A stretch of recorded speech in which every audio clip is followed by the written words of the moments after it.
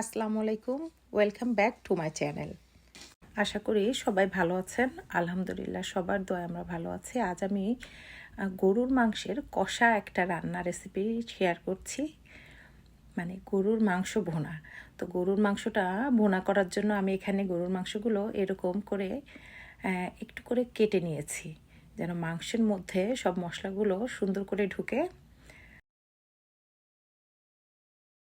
তো আপনারা এইভাবে যদি একটু রান্না করেন, টেস্টটার ডিফারেন্সটা আসলে বুঝতে পারবেন।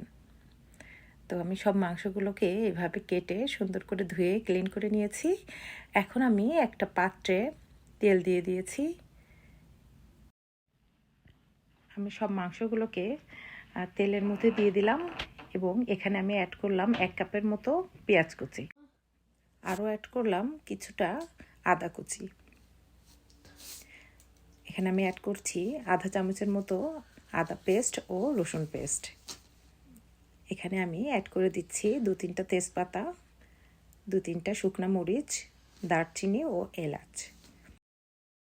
আমি এখানে অ্যাড করছি 1 চামচ পরিমাণ শুকনা মরিচের গুঁড়া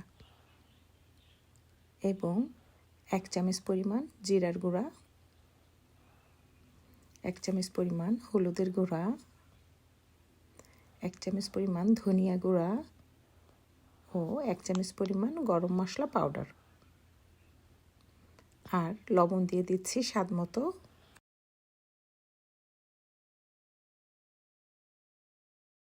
এখন আমি অ্যাড করব 4-5 টুকরা রসুনের কোয়া। এখন মাংসগুলোকে আমি সুন্দর করে এরকমভাবে হাত দিয়ে মাখিয়ে নিব। আপনারা যত ভালো করে মাংসগুলোর মধ্যে মশলা মাখাবেন, ততই এই মাংসটা খেতে ভালো লাগবে। মাখানো মাংসগুলো আমি আধা ঘন্টার মতো ম্যারিনেশনের জন্য রেখে দেব। আধা ঘন্টা পর মাংসগুলো এই যে রান্নার জন্য আমি চুলার উপরে দিয়ে দিব। আমি এখানে প্রথমে চুলার জালটা একটু বেশি রাখবো, যেন মাংসগুলো থেকে একটু পানি বের হয়। তারপর আমি খুব মিডিয়াম আঁচে আস্তে আস্তে মাংসগুলোকে রান্না করব। আর যেহেতু মাংস ভুনা বা মাংস কষা, তো আমি এক্সট্রা পানি অ্যাড করব না। এর জন্য আমার চুলার আঁচটা অলওয়েজ মিডিয়াম করে রাখবো। এভাবে মাংসগুলোকে আমি 25 থেকে 30 মিনিট পর্যন্ত রান্না করব। এখন আমি পাতিলের ঢাকনাটা দিয়ে দিব, যেন মাংসটা সুন্দর মতো সিদ্ধ হয়ে যায়।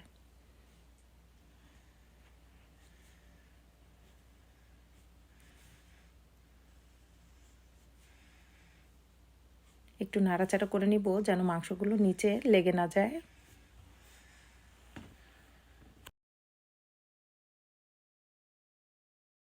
এ পর্যায়ে আমার মাংসটা অলমোস্ট সিদ্ধ হয়ে গেছে।